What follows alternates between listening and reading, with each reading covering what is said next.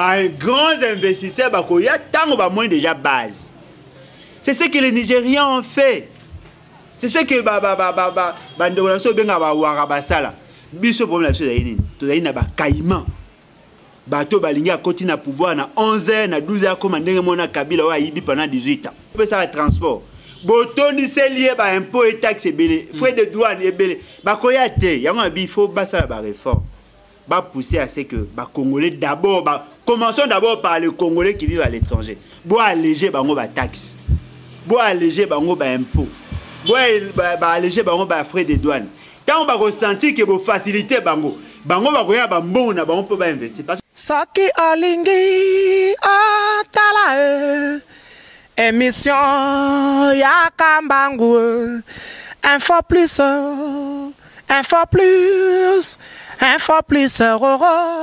aïe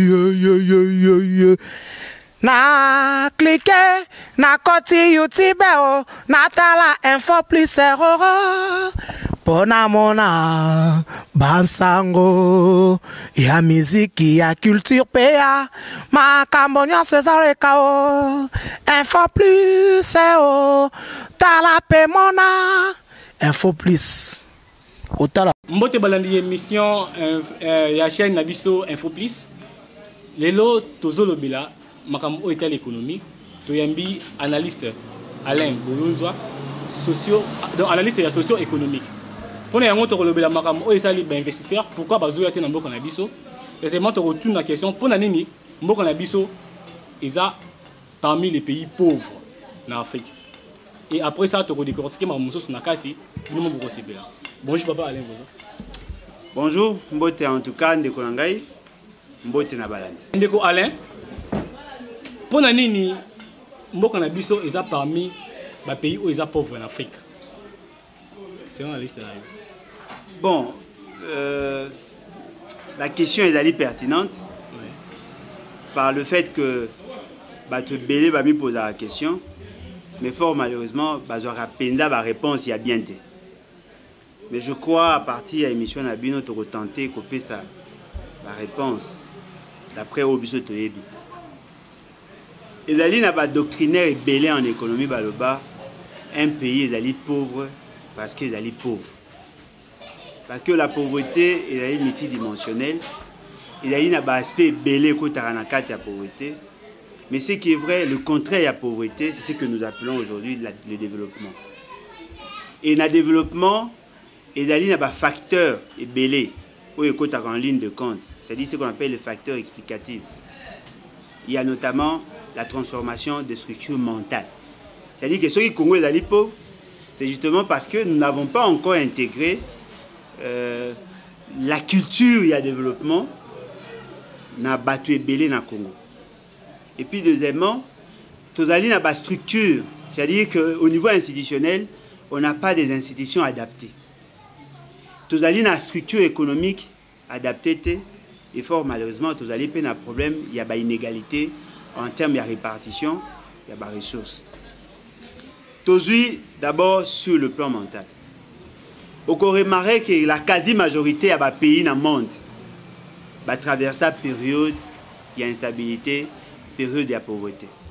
Mais le jour où on va prendre conscience, aménager ce qu'on appelle le tas d'esprit dans Bango, commun à un niveau à intégrer le souci à développement, c'est en ces moments-là qu'il y a eu le déclic et ma caméra fonctionner. Et là que ça la passe dans le Congo, il y a un contraste entre les ressources dont disposent les pays et la situation de la pauvreté. Au Congo est potentiellement riche, mais avec une population extrêmement pauvre. Parce que tu as un indicateur socio-économique, au Congo, le Congolais, plus de 70% des Congolais vivent en dessous à seuil de pauvreté. C'est-à-dire que les Congolais, na famille na mobimba ba ko dépenser moins de $2 par jour. Ce qui sous-entend que tu es extrêmement pauvre. Alors que dans d'autres pays, au moins il faut dépenser $20 par jour par personne. Et là ils ont l'accès d'aller pauvre. Alors tu sais en résumé, mboka na d'aller pauvre parce que d'aller pauvre. Mais ce qu'on continue à l'histoire socio-économique. Au moins que l'État congolais, l'économie congolaise est botamment avec des lacunes chroniques. C'est-à-dire que déjà au départ, dès la création de l'État congolais, il a qui porté germe, il y a insuffisance qui peut permettre de se développer. Sur le plan institutionnel, tu as tâtonné mingi na niveau de fonctionnement de l'État. Batumi Bazaki na forte concentration à pouvoir. Où il savait que tout le pouvoir était concentré dans Kinshasa, tout le pouvoir est détenu par un groupe de gens, et bien qu'on empêchait à ce que les bonnes décisions aient zouama. Il y a un moment où tu passes la déconcentration vers la décentralisation. C'est l'une des raisons. Autre raison, il y a le choix contradictoire au niveau de la structure économique. C'est-à-dire que le lot, l'entreprise Ming va vivre dans ce qu'on appelle le monopole. Tout comme le lot pour libéraliser certains secteurs. Et fort malheureusement, bateau koya, détenteur, il y a des capitaux, plus étrangers que les Congolais. Tant on produit ici, comme des dividendes, à l'étranger, il n'y a que les miettes qui restent. Il y a aussi un problème en termes d'inégalité. Au Comona, bateau ça la politique. Détenir pratiquement 80%, il y a des ressources à Mboka. Et 80% de la population va détenir que 20%, il y a des ressources créées. Ce qui sous-entend, ce sont là l'une des raisons où il y a que le Congo est là pauvre alors que Badali assis sur des richesses. Voilà. Okay. Merci Ndeko Alain. Et deuxième question, c'est Zaboué. Moi, quand même, tout ça, la richesse est belle. Mais pourquoi la richesse, le peuple ne peut pas bénéficier de la route? Et tant que yo analyste, au cours de ça, la richesse en soi est l'effet naturel. La richesse est l'effet à transformation. Au moins, il y a un potentiel. Mais si on a richesse. Parce que la richesse, dans l'économie, il y a ce qu'on appelle la valeur ajoutée. Et loko bakisi du colo à ce qui est naturel, ne a bien la valeur ajoutée. N'a-tu qu'un exemple moko simple. Mundele aye a katinzete. Azunzete on a transformé et comme planche.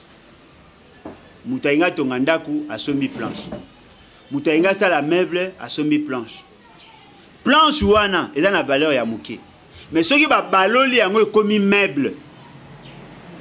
Planche au tega qui na 7000 ou bien à $7 ou na $10 a tchema ele na yena kati a tekele au meuble mo na $15,000 bien à $750 ou bien à $1,000.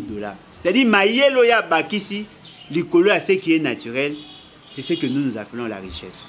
Yongo mona rabat basala la confusion entre le potentiel et la richesse. Il faut qu'il y ait une transformation. Alors le col congolais ils ont la capacité à mettre ma valeur ajoutée sur ceux qui n'ont pas. Il y a un monde à Congo, ils ont la richesse, mais ils sont pauvres. Liboka, maman tout est la Philippines. Liboka, c'était à Mouké. Il va coûter $10, $15. Mais même il y a même taille. Au coût de l'andélé, il y a ma belé, parce que ça n'a aucune valeur économique. C'est-à-dire que ce qui amène Batouba comme riche, ce n'est pas ce qu'ils ont, mais ce qu'ils font de ce qu'ils ont. Or, biso va congolais, et le réseau zanga biso a une capacité na biso, ce qu'on appelle la capacité transformationnelle. Comment transformer? Nekonangai, le loto au moins à Kinshasa. Moulangi ya mai ba ote on a 500 francs. Moulangi ya mai ba ote on 500. Mais ba les ali, ba les lanza. C'est-à-dire mutako kena ebale atoki mai. Abakisi kama ele moko amuke un produit chimique à côté ici et traité à tiango na moulangi 500 francs. Alors qu'il n'est pas interdit à un Congolais, il y a quand même 7 millions de mètres cubes. Nanda kunai et pekisa mite. Mais le quoi mutasali yango na noté. Oya ko sala ngo liboso tanga ko bimisa ngo achena wenze. Bat ba yo somba moulangi mai 500. Mais moulangi mai wana les a traité quand même. Non mais ça traité pour mai la moto ne chena kati. Oui, mai la. Mais mai wana uti ne bale. Mayele na yawa chena kati nde bimisi 500. Yango pe mona kaya msu mdako kena na ba hotel net ba Pullman hotel. Asomi moulangi ya coca na $5. C'est-à-dire quoi? Mutumo a vu mayele na ye abi na ngina teka masanga na 5 na 1000 francs te faut na teka na $5 parce que $5 le dans 8500 a créé condition alors bité eza na batu moko boye par snobisme ba kolinga komela sucre na passe à 1000 francs te na créer bango cadre et là on a sali a sombi ba kiti ya bien a pakoli peinture ya bien a sali publicité bato bana ba mbongo ba boye ko soma masanga ya passe à 1000 francs ba ko soma c'est à dire abakisi mayele na ye likolo ya oyezali ya sali masanga te masali cadre ya koteka masanga na ekomi c'est ce qui manque au Congolais. Le Congolais va mettre plus l'accent sur des faits politiques que sur des capacités transformationnelles. Au Congo, on a concevoir et l'autre maël nae azui maël nae asalo ba benga le internet. Tout le monde utilise et tout le monde paye à la seconde. C'est-à-dire que son intelligence est vendue dans le monde entier. À Okoma riche. Tant qu'Okoma riche, il y a en tant que personne. À Okoma riche aux États-Unis. À Rolinga Tonganda ko ya bien par rapport à niveau de richesse nae. Niveau de richesse nae ko permettre que maçon à Musala, et ko permettre architecte à Musala, et ko permettre électricien à Musala, et ko permettre peintre à Musala, et ko permettre nani ba o tout ba sala misala banda ko bazwa. A ko engager ba domestique. Ba domestique on peut ba ko futa à la fin du mois. A ko linga domestique te o mutaibi musala te fois luka muto aibi musala bien. Muto na ko futa cher. A ko futa impôt, a ko futa taxe, a ko futa électricité. C'est qui veut dire idée à mutu moko et créer richesse. Mais pas la même chose à Iboté. Et pas la même chose à Inine. Pour comme riche na Congo, il faut ça la politique. Mais dans Mboka Moussou, pour comme riche, il faut produire l'eau qu'on va consommer. Au moins, on a produit par exemple sucré. Il faut produire sucré de bonne qualité, ateka ebele pas comme riche. Mais dans Congo, si on comme riche, comme un politicien. Aux yeux de Mbongo, on va appeler ça un policier, yo kangi et comme un comme riche. Pour na Mboka Moussou pour comme riche, ce qu'on teke l'eau qu'on va sombater au comme riche.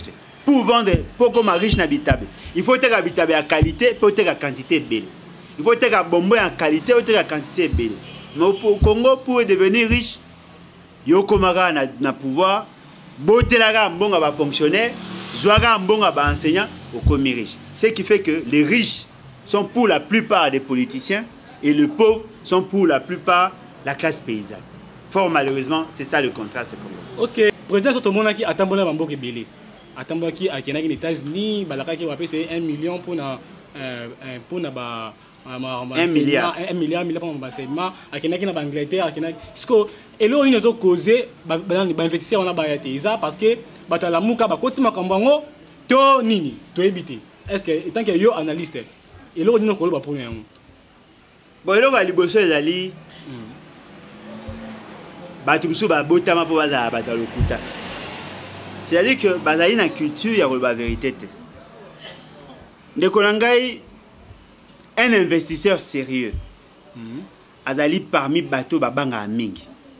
Parce que sur taille même dans l'investissement, l'un des facteurs, l'un des caractéristiques qui est investissement, c'est-à-dire le projet d'investissement, il a les risques. Tout investisseur, et le Royal Lingara maîtriser, c'est les risques, le facteur risque. Sur ABC Moutouna, voilà, au Congo, il y a possibilité à cause de la matière première et à retransformer. Ah bien, Congo, la richesse est allée. Et ça serait 1 milliard. 1 milliard n'a pas perdre en côté. Pour bon on a besoin de sika mususu. Aya na pas na bino. So ka bino ko perdre en ah mais na histoire ya Congo et là on est salama. On a histoire à Congo, il y a eu arianisation.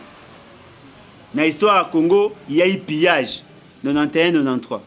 Na histoire à Congo, il y a eu des gouvernants au ba botela batu babiloko et comment ya bango. Na histoire à Congo, il y a la corruption. Dans l'histoire à Congo, la justice est allée au service des politiciens. Dans l'histoire à Congo, les policiers vont côté Rwanda va botter le biloko. Dans l'histoire à Congo, la population peut se fâcher parce qu'il y a des crises politiques. Ah, pour les Amboga qu'on investit. C'est ce qu'on appelle l'indice de fréquentabilité. M. Félix Tshisekedi va à l'étranger. D'abord, il y a une initiative, il y a réforme et enseignement primaire. Et accueilli Koluka financement. A comme la Banque mondiale n'a jamais dit à M. Félix Tshisekedi va repayer 1 milliard. Mais là, on a parce que mais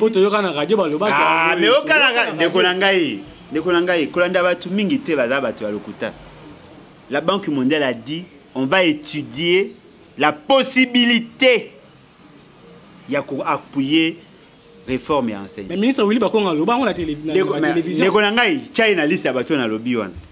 Problème est d'aller vrai, d'aller boy. Ma pesa qui M. Félix, c'est que 14 conditionnalités pour qu'à bénéficier de financement où il y a que 5.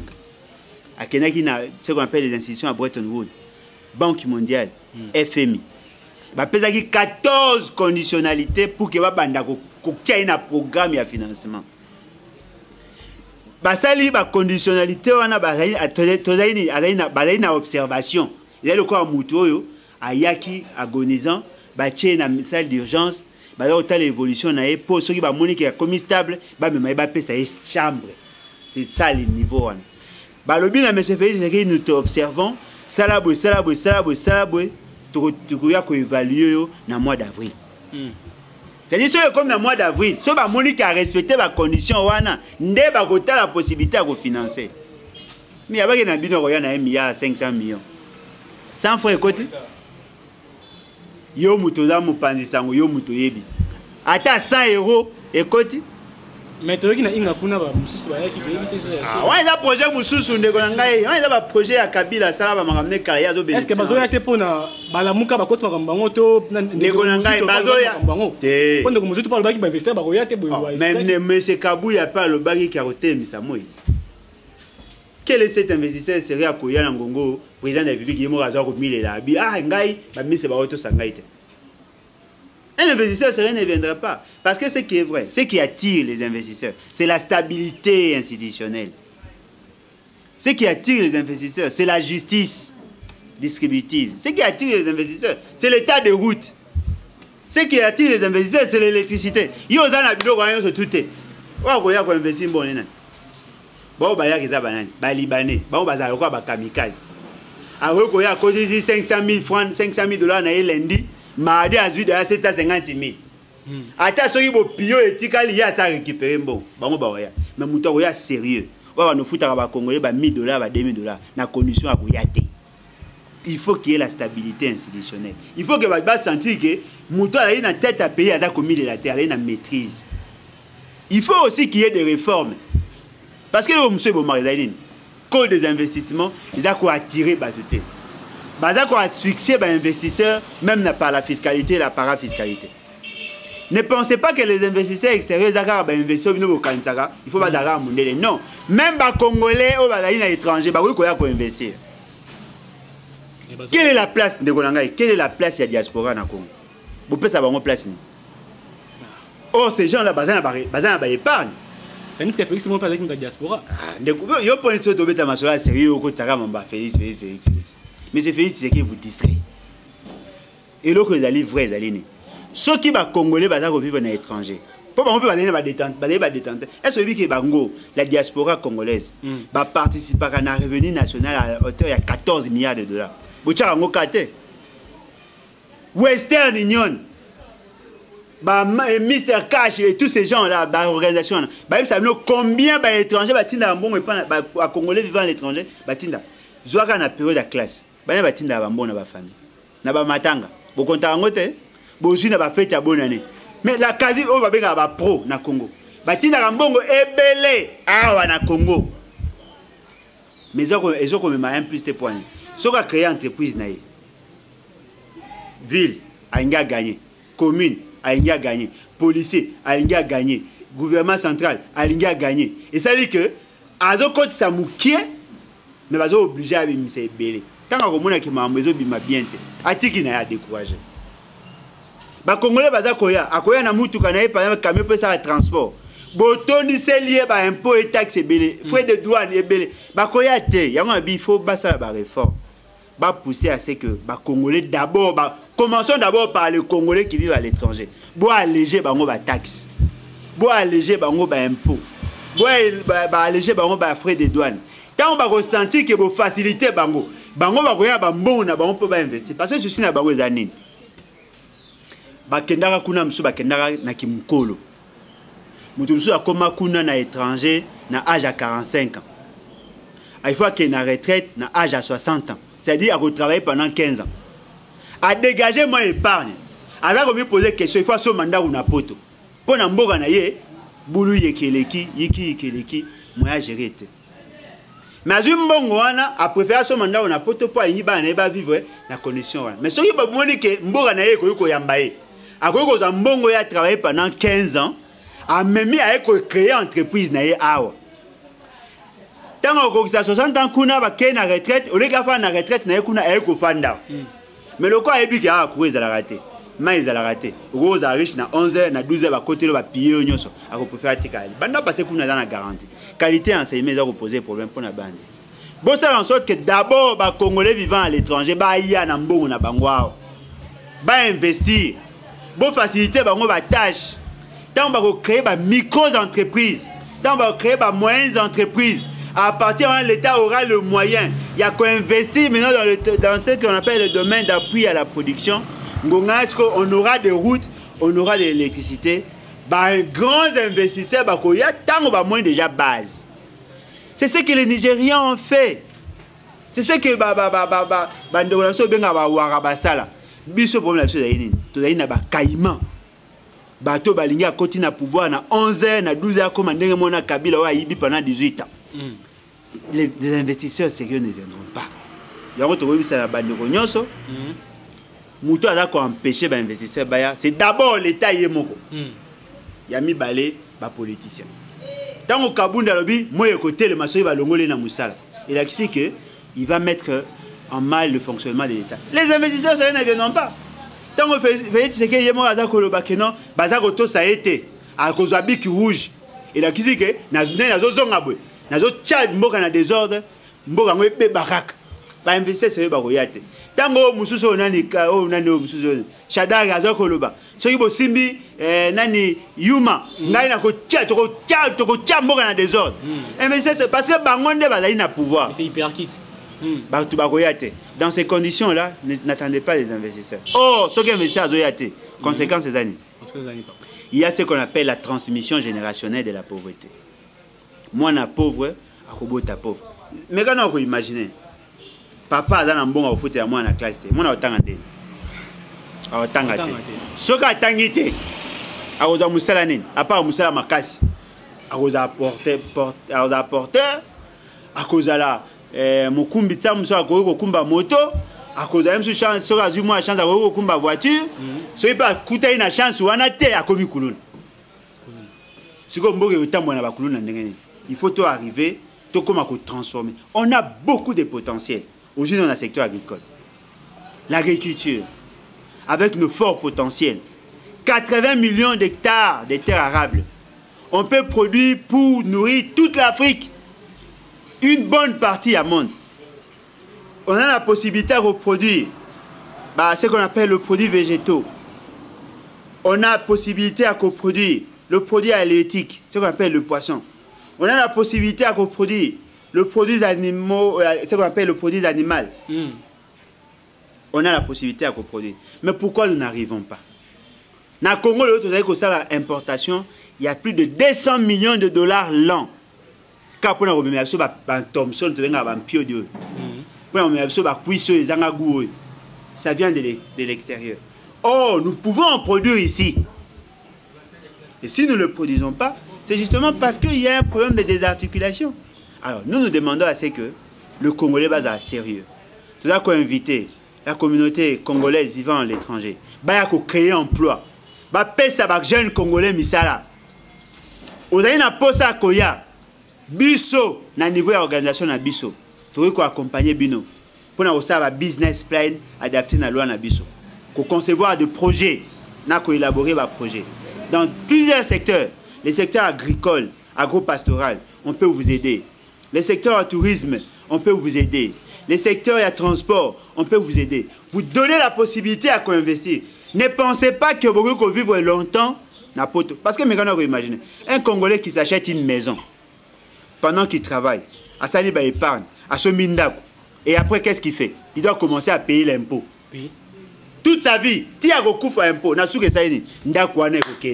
parce que dans sa capacité, il a foutu à l'impôt. Mais s'il vient investir chez nous, il peut permettre déjà l'économie, il y a bénéficier, il peut permettre à Yemoko à la possibilité d'épargner. Il y a une difficulté dans biso. Il y a le système économique que Batbaza a imposé. Il y a trop de faiblesses, trop de choix contradictoires. C'est ce qui justifie que les investisseurs congolais n'a étranger bayat. Voilà. Oui, tu as comme une émission na biso. Ndeko ceux qui moi le bezali pour Koloba. Pour te dire na batinga sini. Liloba na biso ya suka ezali boye. Il n'y a pas de croissance économique sans investissement. Il n'y a pas d'investissement sans capital. Il n'y a pas de capital sans idée. Il n'y a pas d'idée sans homme. Ce qui sous-entend l'homme n'est un facteur de développement. C'est pour l'homme et par l'homme qu'on va atteindre le développement. Il y a une communauté congolaise vivant à l'étranger. Venez investir au pays. Aidons la population à trouver des emplois. Ne comptez pas sur le politique congolais. Les politiciens congolais, Bazali, Batumo, Bazali, mener la politique kabilo-centrée. Centrée essentiellement sur les intérêts à Kabila. Au Bazali, Tshisekedi centré. Au Bazali, Otaka, intérêt à Félix Tshisekedi. Peu sont ceux qui pensent à la population. Venons, tous investissons au Congo. Chacun là où il va trouver ses intérêts. Et c'est leurs intérêts et aussi l'intérêt à la population. Et ça va aider la population à se retrouver. Parce que sans revenu, il n'y a pas de consommation. Ouais. Sans consommation, il n'y a pas de vie. Voilà. Bino ba étranger, boya to investir dans beaucoup cannabis, pour toujours le cambo cannabis qui est toujours du bosso. Oui, to pesi merci na caméraman nabiso papa, ndeko nabiso Mustapha. Et puis na pesi merci na pasteur nangai, pasteur papa Jean-Marie, na pesi merci na Kakule Moloveria. Oui, à ciao. Bye bye. Soki olingi otala émission ya Kambangu info plus aïe